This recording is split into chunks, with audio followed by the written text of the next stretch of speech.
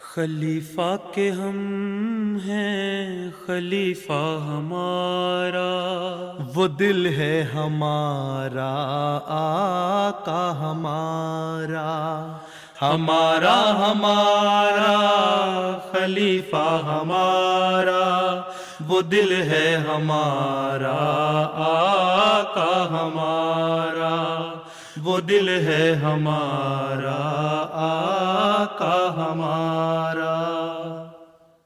Assalamu alaikum et bienvenue à l'émission Cette semaine avec le Calife. Nous sommes honorés de vous présenter les points forts d'une rencontre virtuelle entre Sa Sainteté le Calife, qu'Allah soit son soutien, et les Atfal et les Khuddam de la Suisse le week-end dernier. السلام علیکم ورحمۃ اللہ. وعلیکم السلام ورحمۃ اللہ وبرکاتہ. پیارے حضور بیٹھ جاؤ. Dimanche, les Khuddam et les Atfal de la Suisse ont eu l'honneur de participer à une rencontre virtuelle avec Sa Sainteté le 5e Calife, qu'Allah soit son soutien.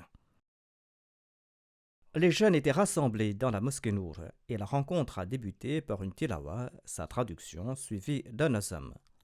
Ensuite, les participants ont eu l'occasion de poser des questions sur plusieurs sujets. پیارے حضور، شیطان ہمیں کیوں غلط راستے کی طرف لے کر جاتا ہے؟ اس لیے کہ وہ شیطان ہے. چور کیوں چوری کرتا ہے؟ اس لیے اسے دماغ میں غلط خیالات آتے ہیں، چوری کے خیالات آتے ہیں. اس کی صحیح تربیت نہیں ہوئی، اس لیے وہ چوری کرتا ہے. تو شیطان تو ہے ہی غلط راستے پہ لے جانے والے کا نام ہے. جو لوگوں کو غلط کاموں کی طرف لے جاتا ہے اس کا نام شیطان ہے. تبھی شیطان نے کہا تھا اللہ تعالیٰ کو کہ جب آدم کو پیدا کیا اور اس نے بات نہیں مانی اللہ تعالیٰ کی، تو شیطان کا نام ابلیس بھی ہے. ٹھیک ہے. جب اس نے انکار کیا تو ابلیس بن گیا. جب وہ لوگوں کو غلط باتیں بتاتا ہے تو اس کا نام شیطان ہو گیا. ہے وہ ایک ہی چیز. تو اس نے کہا تھا اللہ میاں کو کہ تیری بات لوگ نہیں مانیں گے، نیکی کی باتیں نہیں کریں گے اور برائی کی طرف زیادہ جائیں گے. اللہ میاں نے کہا تھا کہ ٹھیک ہے، میں نے انسان کو عقل دی ہے، اس کو بتایا ہے کہ اچھا کون سا ہے اور برائی کیا ہے. اگر وہ اچھے کام کریں گے تو میں ان کو انعام دوں گا، اور میری بات مانیں گے تو میں ان کو انعام دوں گا. وہ میرے فرشتوں کی باتیں مانیں گے، نیکی کی باتیں مانیں گے، میرے نبیوں اور رسولوں کی باتیں مانیں گے تو میں ان کو انعام دوں گا. اور اگر وہ تمہاری بات مانیں گے تو میں ان کو سزا دوں گا. شیطان کو اللہ میں نے کہا تھا کہ قیامت کے دن میں تمہیں بھی جہنم میں ڈال دوں گا اور تمہارے سارے ساتھیوں کو بھی.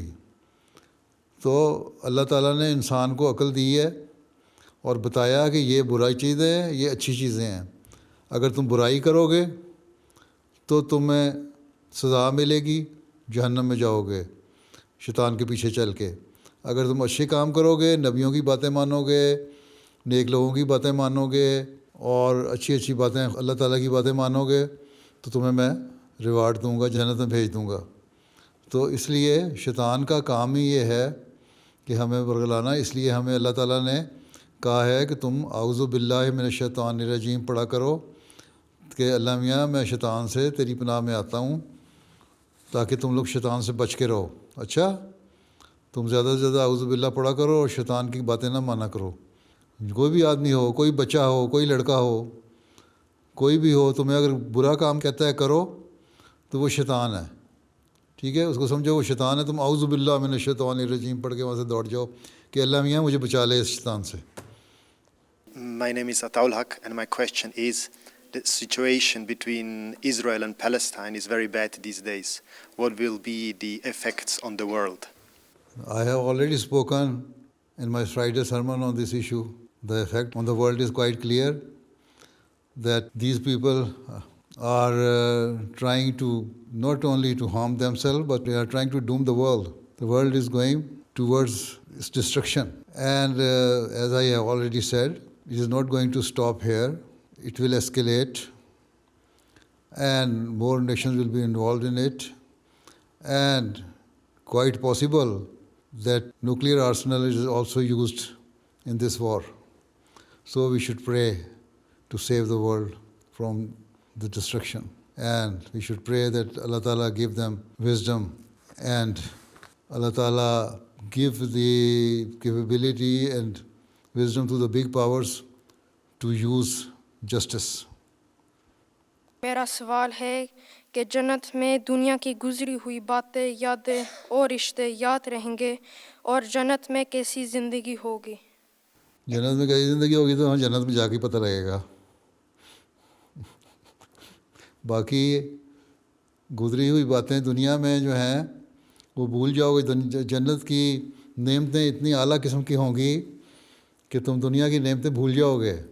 جو اچھی اچھی باتیں تھیں نا دنیا کی وہ بھی بھول جاؤ گے. اس سے بھی بہت اعلیٰ قسم کی باتیں ہوں گی جنت میں. ٹھیک ہے. اور تمہیں صرف جنت ہی جنت یاد رہے گی. یہاں جب تم کو اچھی چیز دیکھ لو تو پچھلی چیز کوئی بھی ہو چاہے جتنی مرضی اچھی ہو بھول جاتی ہے نا دنیا میں بھی. اسی طرح جنت میں جا کے بھی تم بھول جاؤ گے. ٹھیک ہے. جب تم اسکول میں پڑھ رہے ہو تم پچھلی کلاس میں اچھے نمبر لیتے ہو نا, تمہیں یاد رہتا ہے 1 سال تک میں نے اتنے اچھے نمبر لیے تھے, اور اگلی کلاس میں جب تم جاتے ہو تو اس سے بھی اچھے نمبر لے لیتے ہو, تو تم بھول جاتے ہو پچھلی کلاس میں کیسے نمبر تھے. تم ان نمبروں کو یاد رکھتے ہو جو تم نے اب نئی کلاس میں لیے تھے ہیں, تو اس بات پہ خوش ہوتے ہو. تو اسی طرح جنت میں بھی تم نئی نئی چیزیں دیکھ کے جنت کی نعمتیں دیکھ کے خوش ہو جاؤ گے اور بھول جاؤ گے, کیونکہ جنت کی نعمتیں تو اتنی اونچی ہیں کہ دنیا کی نعمتوں کی اللہ تعالیٰ نے مثال تو دی ہے کہ یہ بھی ہوگا یہ بھی ہوگا یہ بھی ہوگا, لیکن وہ صرف مثال کے طور پہ ان کا مقابلہ نہیں ہو سکتا جنت کی نعمتوں کا. اور میرا یہ سوال ہے کہ ہم ہر اجلاس میں یہ عہد کرتے ہیں کہ ہم دین کی خدمت کے لیے ہر دم تیار رہیں گے. ہم روزمرہ کی زندگی میں اس عہد کو کس طرح پورا کر سکتے ہیں؟ دین کیا ہے؟ دین یہ ہے کہ جو اللہ تعالیٰ نے باتیں کہی ہیں ان کو ماننا. ہم دین کو دنیا پہ مقدم رکھیں گے, ہم یہ عہد کرتے ہیں. اس کا مطلب یہ ہے کہ اللہ تعالیٰ کے حق ہیں, کچھ بندوں کے حق ہیں. جب نماز کا وقت آئے گا تو ہم اپنی کھیلیں چھوڑ کے اپنی باقی کام چھوڑ کے سوائے سے کوئی اشد مجبوری ہو نماز پہ جا کے نماز ادا کر کے اچھی طرح نماز پڑھنے کی کوشش کریں گے. ٹھیک ہے. اللہ تعالیٰ نے کہا ہے نیک کام کرو, قرآن شریف پڑھو, تو ہم اپنا وقت ناولیں پڑھنے اور ٹی وی پروگرام دیکھنے کے بجائے وقت نکالیں گے کہ قرآن شریف کی تلاوت بھی روزانہ کریں. پھر قرآن شریف کے معنی جانیں اور اس کو پڑھنے کی کوشش کریں, سمجھنے کی کوشش کریں. پھر بندوں کے حقوق ہیں, اس میں ہم اچھے نیک کام کریں, کسی غریب کے کام آئیں, چیریٹی میں کام آئیں. یہ ہے کہ ہم تبلیغ کریں, اپنے اخلاق بہتر کریں, اپنے حالتوں کو بہتر کر کے اللہ تعالیٰ سے دعا بھی مانگیں اور تبلیغ کے لیے وقت نکالیں, پمفلٹ تقسیم کریں, اپنے دوستوں کو بتائیں ہم کون ہیں, ہم احمدی ہیں. ٹھیک ہے. اور اچھے اخلاق ہوں گے تو خود تمہاری طرف لوگ توجہ کریں گے. مولا میاں کہتا ہے سچ کو قائم کرو, سچ بات کریں گے, کبھی جھوٹ نہیں بولیں گے, اور یہ جو برائیاں ہیں ان سے دور رہیں گے. تو یہ بھی باتیں جو ہیں اسکولوں میں بتائی جاتی ہیں نا, تو تم اس وقت اعوذ باللہ من الشیطان الرجیم پڑھ لیا کرو, جس طرح میں نے پہلے بچے کو کہا تھا کہ اللہ میاں یہ شیطانی باتیں ان سے ہم دور رہیں گے, ہم دین کو مقدم رکھنے والے ہیں. تو روزمرہ کی زندگی میں چیزیں اختیار کرو گے تو یہی دین کو دنیا میں مقدم رکھنے والی بات ہے. ٹھیک ہے. ٹھیک ہے, جزاک اللہ. پیارے حضور, مختلف ممالک میں احمدیت کے پھیلنے کے بارے میں سیدنا حضرت مسیح موعود علیہ الصلاۃ والسلام اور خلفائے کرام کی بشارتیں موجود ہیں. پیارے حضور, آپ سوئٹزرلینڈ میں اسلام اور احمدیت کے مستقبل کو کیسے دیکھتے ہیں اور ہمیں اس بارے میں کیسی حکمت عملی اختیار کرنی چاہیے؟ آپ کا کام ہے اپنی حالتوں کو بہتر کریں, اپنی عبادتوں کے معیار کو بلند کریں, نمازوں کی طرف توجہ دیں, دعائیں کریں, اللہ تعالیٰ سے مدد مانگیں, اس کے دین کو سیکھنے کی کوشش کریں, قرآن شریف پڑھیں, قرآن کریم کے حکموں پر عمل کریں, اور اس میں سے جو اللہ تعالیٰ کی باتیں ہیں دنیا میں پھیلانے کے لیے وقت نکالیں. اور یہ چیزیں ہیں جو خدام کو بھی اور ہر ایک کو کرنی چاہیے. ابھی پچھلے دنوں میں نے عہد لیا تھا نا خدام الاحمدیہ کے اجتماع سے بھی, انصار اللہ سے بھی. اس عہد پہ غور کرو ذرا, بڑا تفصیلی عہد ہے. تو وہی آپ لوگوں کا مقصد اور مطمع نظر ہونا چاہیے, وہی آپ کا گول ہونا چاہیے, وہی آپ کے آبجیکٹیو ہونے چاہیے. ٹھیک ہے. اس کو حاصل کرنے کی کوشش کرنی ہے. باقی اللہ تعالیٰ نے یہی کہا ہے کہ تمہارا کام ہے کوشش کرنا. تم اپنی کوشش میں دعائیں کرو اور دین کو پھیلانے کے لیے جو کچھ کر سکتے ہو, تبلیغ کسی بھی ذریعے سے, ذاتی دوستوں کو بتانے کے ذریعے سے یا پمفلٹ تقسیم کرنے کے ذریعے سے یا اجتماعی تبلیغ کرنے کے ذریعے سے، جس طرح بھی ہے تم اپنا کام کیے جاؤ. باقی اللہ تعالیٰ کا کام ہے کس کی ہدایت دینی ہے اور کس کو کہاں پھل لگانے ہیں. ہم اپنا کام نیک نیتی سے کریں، اور جب وقت آئے گا تو دنیا کی توجہ آپ ہی دین کی طرف پیدا ہوگی. ابھی تو دنیا دین سے دور ہٹ رہی ہے، لیکن ہم اگر قائم رہیں گے دین پہ اور مستقل لوگوں کو بتاتے رہیں گے تو ایک وقت آئے گا جب دنیا کو خود توجہ پیدا ہوگی. اللہ تعالیٰ انشاءاللہ کرے گا اور وہ بریک تھرو ہوگا جب لوگ پھر دین کی طرف توجہ کریں گے، اور چاہے وہ سوئٹزرلینڈ ہو یا دنیا کے اور ملک ہوں، اس وقت پھر خود ہی پتہ لگ جائے گا. ٹھیک ہے جی، جزاکم اللہ پیارے حضور. میرا سوال یہ ہے کہ کیا ابلیس کی اللہ تعالیٰ کی نافرمانی کرنے سے پہلے بھی جہنم موجود تھی؟ اللہ تعالیٰ نے یہ تو نہیں بنایا کہ آج سے میں جہنم بنا رہا ہوں تو تمہیں جہنم میں ڈالوں گا. جہنم تو موجود تھی. ٹھیک ہے، اللہ تعالیٰ نے پتہ نہیں کب سے مخلوق بنائی، کیا کیا تھا. آدم کا قصہ ہمارے سامنے ہے نا. اس آدم سے پہلے ہی بہت سارے آدم پیدا ہوئے. ٹھیک ہے، ہمیں تو اپنے آدم کی باتیں پتہ ہے نا، جو 6000 سال پہلے تھا. اس سے ہزاروں سال پہلے بھی، اربوں سال پہلے بھی انسانیت تھی. تو ابلیس کو یا شیطان کو یا جہنم کو پہلے بھی بنایا ہوا تھا. ان لوگوں کو بھی سزائیں دیتے ہوگا جو برے کام کرتے تھے.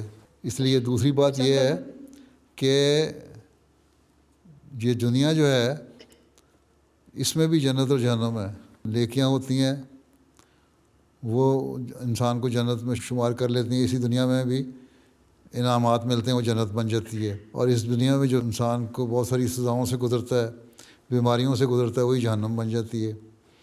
تو یہ بھی ایک مطلب ہے اس کا.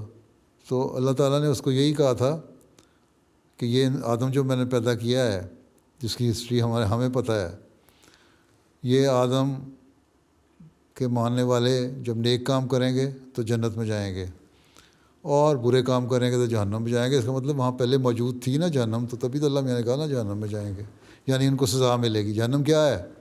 جہنم ایک جیل خانہ ہے، ایک سزا ہے. یہ کہہ لو ہسپتال ہے. جو بیمار ہے ان کا علاج ہوگا وہاں، اور جب وہ ٹھیک ہو جائیں گے تو وہاں سے نکل جائیں گے. یا ایک جیل ہے، اس میں سزا ہے، کچھ عرصہ سزا کاٹیں گے اپنی برائیوں کی، پھر اللہ تعالیٰ ان کو نکال دے گا. اللہ تعالیٰ یہ کہتا ہے جہنم خالی ہو جائے گی ایک وقت میں اور جنت بھر جائے گی. اگر قرآن میں شفا یابی ہے تو ہم لوگ ادویات کو ہی کیوں زیادہ ترجیح دیتے ہیں؟ اللہ تعالیٰ نے کہا ہے کہ تم دعا کرو، دعا میں بڑی طاقت ہے، اور میں شافی ہوں، میں شفا دیتا ہوں. تو اللہ تعالیٰ نے جب یہ کہہ دیا میں شافی ہوں، میں شفا دیتا ہوں، تو پھر تمہیں کیا ضرورت ہے کسی چیز کی؟ نہ دوائیاں استعمال کرو. لیکن اللہ تعالیٰ نے ساتھ یہ بھی کہا ہے، یہ بھی شریعت کا اور دین کا حکم ہے کہ اللہ تعالیٰ نے جو ذرائع بنائے ہیں، جو چیزیں پیدا کی ہیں کسی کام کے لیے، ان کو استعمال کرو. تو اللہ تعالیٰ قرآن شریف میں کہتا ہے کہ میں تمہیں رزق دیتا ہوں. ٹھیک ہے، اگر اللہ تعالیٰ رزق دیتا ہے تو تمہارے ابا کیوں دفتر کام کرنے جاتے ہیں، کیوں جاب کرتے ہیں، یا کیوں اپنا کاروبار کرتے ہیں، کیوں لوگ ٹیکسی چلاتے ہیں، کیوں نوکریاں کرتے ہیں، کیوں ہوٹلوں میں کام کرتے ہیں؟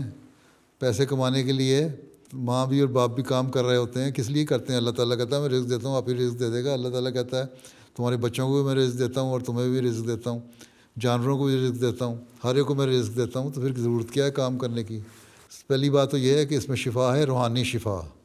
اللہ تعالیٰ کہتا ہے کہ میری باتوں پہ عمل کرو، اس کتاب میں جو میرے حکم ہیں ان پہ عمل کرو، میری عبادت کرو، اور جو میں نے حکم دیے ہیں ان پہ عمل کرو، میرے بندوں کے حق ادا کرو. تو روحانی طور پر تم صحت مند ہو جاؤ گے، اور تم ایک اچھے انسان بن جاؤ گے، اور تم وہ انسان بن جاؤ گے جس کو اللہ تعالیٰ پھر جنت میں لے کے جاتا ہے. پہلی مراد تو یہ ہے شفا سے، روحانی شفا. دوسرے، سورہ فاتحہ میں حدیث میں آتا ہے کہ بعض صحابہ دم کیا کرتے تھے سورہ فاتحہ کا، اور اس فاتحہ کے دم سے لوگوں کو شفا ہو جاتی تھی. ایک صحابی سے آنسر نے پوچھا تم کیوں کرتے ہو؟ انہوں نے کہا جی مجھے اللہ تعالیٰ کی جو صفات ہیں اس میں ساری موجود ہیں، اس لیے مجھے اچھی لگتی ہے، میں سمجھتا ہوں کہ اس میں شفا ہے. آنسر نے فرمایا تم ٹھیک کہتے ہو. تو جسمانی طور پہ بھی شفا ہوتی ہے، لیکن ساتھ ہی آنسر نے فرمایا کہ تمہیں علاج بھی کرنا چاہیے، کیونکہ جو علاج کے طریقے ہیں یا دوائیاں ہیں یا دوائیاں بنانے کے لیے جو عقل ہے وہ بھی اللہ تعالیٰ نے انسان کو دی ہے نا، اس لیے دی ہے تاکہ اس کو استعمال کرو، تو وہ بھی اللہ تعالیٰ کی نعمت ہے۔ اللہ تعالیٰ نے کہا ہے کہ دعا بھی کرو اور اسباب بھی کرو، جو طریقے ہیں ان کو بھی استعمال کرو۔ صرف دعا پہ زور دینا اور اسباب کو استعمال نہ کرنا یہ بھی غلط ہے، اللہ تعالیٰ کو آزمانے والی بات ہے۔ اور صرف اسباب پہ بھروسہ رکھنا اور دعا نہ کرنا یہ بھی غلط ہے، کیونکہ پھر انسان شیطان کی طرف چلا جاتا ہے، دیریا ہو جاتا ہے۔ اس لیے جو چیزیں اللہ تعالیٰ نے بنائی ہیں ہمارا یہ کام ہے ہر ایک کو استعمال کریں۔ تو پہلی بات تو یہ ہے کہ قرآن کریم شفا ہے روحانیت کی، صحت کے لیے، تمہیں نیکیوں کی طرف لے جانے کے لیے، اور تم جب شفا پا جاؤ گے، صحت مند ہو جاؤ گے اللہ تعالیٰ کی باتیں سن کے، تو پھر تم جنت میں جانے والے ہوگے۔ جیسا کہ پہلے میں نے مثال دی تھی نا، جہنم بھی ایک ہسپتال ہے جہاں علاج ہوتا ہے، سزائیں ملتی ہیں اور پھر واپس چلا جاتا ہے، یا جیل ہے جس میں کچھ سزا کاٹ کے چلا جاتا ہے، پھر جہنم میں جاؤ گے، تم صحت مند ہو تم سیدھے جنت میں چلا جاؤ گے، جہنم میں تمہارے علاج کی ضرورت نہیں پڑے گی، ٹھیک۔ اور اس کے علاوہ جسمانی طور پہ بھی شفا دعاؤں سے ہے، لیکن ساتھ ہی اللہ میاں کہتا ہے اسباب بھی استعمال کرو، ٹھیک ہے۔ ٹھیک ہے جی، جزاک اللہ۔ حضور، نماز اور قربانی جیسی روزمرہ چیزوں کے علاوہ آپ اپنی زندگی میں کس چیز کو سب سے زیادہ اہمیت دیتے ہیں؟ اللہ تعالیٰ کا حکم دیا ہے کہ ذکر الہی کرو، وہ کرنا چاہیے، اللہ کے حقوق ادا کرو اور بندوں کے حقوق ادا کرو، انہیں کو اہمیت دینی چاہیے۔ اللہ تعالیٰ نے اپنے حقوق بھی قائم کیے ہیں نا، عبادت کرنا، اس کی باتوں پہ عمل کرنا، اس کی شریعت پہ عمل کرنا، اصولوں پہ ایمان لانا، قیامت پہ ایمان لانا، ساری باتیں ہیں نا۔ اور اس کے بعد اللہ کہتا ہے کہ بندوں کے حق ادا کرو، تو بندوں کے حق ادا کرو، اسی کو اہمیت دینی چاہیے، آپ اسی کو اہمیت دیا کریں۔ مقصد تو اللہ تعالیٰ خوش کرنا ہے نا، تو اللہ تعالیٰ دو باتوں سے خوش ہوتا ہے کہ اس کے حق ادا کیے جائیں اور اس کے بندوں کے حق ادا کیے جائیں۔ اگر انسان اللہ تعالیٰ کی صرف نمازیں پڑھ رہا ہے اور بندوں کے حق ادا نہیں کر رہا، تو اللہ تعالیٰ کہتا ہے میں نمازیں قبول نہیں کروں گا۔ اور اگر بندوں کے حق ادا کر رہا ہے اور اللہ کے حق ادا نہیں کر رہا، تو ایک نیکی کر رہا ہے، اس کا ثواب تو اس کو مل جائے گا، لیکن جو دوسری نیکی ہے اللہ کے حق ادا کرنے کی، اس سے محروم رہ جائے گا۔ اس لیے اصل مقصد اللہ کو خوش کرنا ہے، اور اس کے لیے دونوں کام کرنے چاہیے۔ ہم جماعتی کتاب کو دل لگا کر کیسے پڑھ سکتے ہیں؟ کیسے پڑھ سکتے ہیں؟ اللہ میاں سے دعا کرو اللہ میاں تمہیں دل لگا کے پڑھنے کی توفیق دے، کیونکہ بڑی مشکل باتیں ہوتی ہیں نا، اس میں دلچسپی کوئی نہیں ہوتی، اس میں کوئی فن نہیں ہوتا، جس طرح آج کل تم لوگوں کو ہے ڈراموں میں یا دوسری فضول قسم کی کہانیوں کی کتابوں میں ہیں، نیکی کی باتیں ہوتی ہیں، اللہ رسول کی باتیں ہوتی ہیں۔ اس لیے پہلے تو اللہ میاں سے دعا کرو کہ اللہ تعالیٰ تمہیں دل میں تمہارے ڈالے کہ تم ان کو پڑھ سکو، پھر تمہیں سمجھ بھی آ سکے، ٹھیک ہے۔ پھر خدام الانبیاء کو بھی چاہیے، مربی صاحب کو بھی چاہیے کہ آسان طریقے سے تم لوگوں کو سمجھائیں تاکہ تم دلچسپی پیدا ہو۔ اب بہت ساری کتابیں جماعت میں چھپی ہیں آسان زبان میں، اردو، انگلش میں، جرمن میں بھی چھاپ رہے ہیں، اور وہ پڑھو تو اس سے دلچسپی پیدا ہوگی دین کے لیے، ٹھیک ہے۔ تو اس طرح پھر تم آہستہ دل لگا کے پڑھنا شروع کر دو۔ پھر قرآن شریف میں بہت ساری باتیں ہیں، بہت ساری کہانیاں ہیں، ان کا ترجمہ پڑھو تو وہ تمہیں پھر دلچسپی پیدا ہوگی، پھر اس کے مزید تمہارا اندر شوق پیدا ہوگا پڑھنے کا، پھر اس کے بارے میں مزید تحقیق کرو تو پھر اور باتیں تمہیں پتہ لگ جائیں گی۔ تو بہرحال سب سے بڑی بات یہی ہے، دین کو سیکھنے کے لیے اللہ تعالیٰ کی مدد کی ضرورت بہت زیادہ ہے، کیونکہ شیطان تو یہی کہے گا نہ پڑھو دوڑ جاؤ، ٹھیک ہے نا۔ اس لیے اللہ میاں سے دعا مانگو کہ اللہ میاں تمہیں پڑھنے کی توفیق دے۔ اگلے تنظیمی سال سے خاکسار مجلس انصار اللہ کا ممبر ہوگا، میں اپنے آپ کو اس کے لیے کیسے تیار کر سکتا ہوں؟ کیسے تیار کر سکتے ہیں؟ آپ کو 40 سال میں یہی نہیں پتہ لگا کس طرح تیار کرنا ہے؟ اگر آپ کو 40 سال میں نہیں پتہ لگا تو باقی پتہ نہیں زندگی کتنی ہے، اس میں کیا پتہ لگے گا؟ تو یہ 25 سال جو آپ کو ملے تھے خدام الانبیاء کے، وہ اس لیے ملے تھے کہ اپنے آپ کو تیار کریں، اور اس کو تیار کرنے کے لیے آپ کا کام تھا کہ آپ اللہ رسول کی باتیں سنتے، اللہ تعالیٰ کا حق ادا کرتے، اس کے بندوں کا حق ادا کرتے، اس کو سمجھتے۔ اور ایک بنیادی چیز تو پچھلے دنوں انصار کا اجتماع یہاں ہوا تھا UK کا، آپ نے سنا تھا ریکارڈنگ؟ حضور میں عمرے پہ تھا، اس وجہ سے میں سن نہیں سکا، میں ابھی سننا ہے۔ وہ ایک نیکی آپ نے کی تھی نا، اس عمرے میں آپ نے دعائیں مانگی ہوں گی نا؟ جی صرف دنیا داری کی دعائیں مانگی تھیں کہ دین کے لیے مانگی تھیں؟ دین و دنیا مانگی تھی. دین و دنیا مانگی تھی نا. بس پھر جو اس کے لیے حسنات مانگی تھی نا, دین و دنیا کی حسنات مانگی تھی نا, تو بس اس کی لسٹ نکالیں قرآن شریف سے اور وہ قرآن شریف پہ عمل کریں, اور میرا خطاب بھی سن لیں, اس میں دیکھ لیں کہ کیا ہمارا بنیادی مقصد ہے, کس طرح ہم نے کرنا ہے, زندگی گزارنی ہے, اس طرح زندگی گزاریں. 25 سال آپ کو ٹریننگ اس لیے دی گئی تھی کہ آگے انصار اللہ میں جائیں گے تو یہ کرنا ہے, آگے عمر تھوڑی رہ جاتی ہے. تو اس لیے آپ کا کام ہے کہ اللہ تعالیٰ کا حق ادا کرنے کا اور اس کے بندوں کا حق ادا کرنے کی زیادہ سے زیادہ کوشش کریں. یہی کر سکتے ہیں آپ. ٹھیک ہے جی, ٹھیک ہے حضور. جی حضور, جزاک اللہ. چلو پھر, السلام علیکم ورحمۃ اللہ. السلام علیکم ورحمۃ اللہ وبرکاتہ. C'était là les points forts d'une rencontre virtuelle qui a eu lieu le week-end dernier. Nous terminons maintenant par le résumé du sermon du vendredi. Dans son dernier sermon du vendredi, Sa Sainteté le Calife qu'Allah soit son soutien a présenté d'autres événements de la vie du saint prophète Mohammed sallallahu alayhi wa sallam. À la fin de son sermon, Sa Sainteté a une fois de plus lancé un appel à la prière pour l'état du monde et il a invité les nations musulmanes à s'unir. اس وقت میں دوبارہ دنیا کے حالات کے حوالے سے دعا کے لیے بھی کہنا چاہتا ہوں. اب تو مغربی دنیا بلکہ امریکہ کے بھی بعض لکھنے والوں نے یہ اخباروں میں لکھا ہے کہ بدلے کی بھی کوئی انتہا ہونی چاہیے, اور امریکہ اور مغربی ممالک کو حماس اور اسرائیل کی جنگ میں اپنا کردار ادا کرنا چاہیے اور صلح اور جنگ بندی کی کوشش کرنی چاہیے. یہ لکھنے والے یہ بھی لکھتے ہیں کہ لگتا ہے کہ یہ لوگ جنگ بند کروانے کے بجائے بھڑکانے پر تلے ہوئے ہیں. اسی طرح امریکہ, کل خبر تھی کہ وزارت خارجہ کے ایک بڑے افسر نے اس بات پر استعفیٰ دے دیا کہ اب انتہا ہو چکی ہے, فلسطینی معصوموں پر بہت زیادہ ظلم ہو رہا ہے اور اس کا خیال رکھنا چاہیے اب بڑی طاقتوں کو. تو ان لوگوں میں بھی شرفاء موجود ہیں. اسی طرح بعض دفعہ میڈیا پہ آتا ہے بعض یہودی ربائی بھی ان کے حق میں بول رہے ہیں اور ظلم کے خلاف بول رہے ہیں. روس کے وزیر خارجہ نے بھی بیان دیا ہے کہ اگر اسی طرح یہ ممالک اپنا رویہ رکھے رہے تو یہ جنگ پورے خطے میں پھیل جائے گی, بلکہ میں سمجھتا ہوں کہ دنیا میں پھیل جائے گی. بس ہوش کے ناخن لوگوں کو لینے چاہیے. اسی طرح مسلمان ممالک کو, جیسا کہ میں نے پہلے بھی کہا تھا, ایک ہو کر اور ایک آواز ہو کر بولنا چاہیے.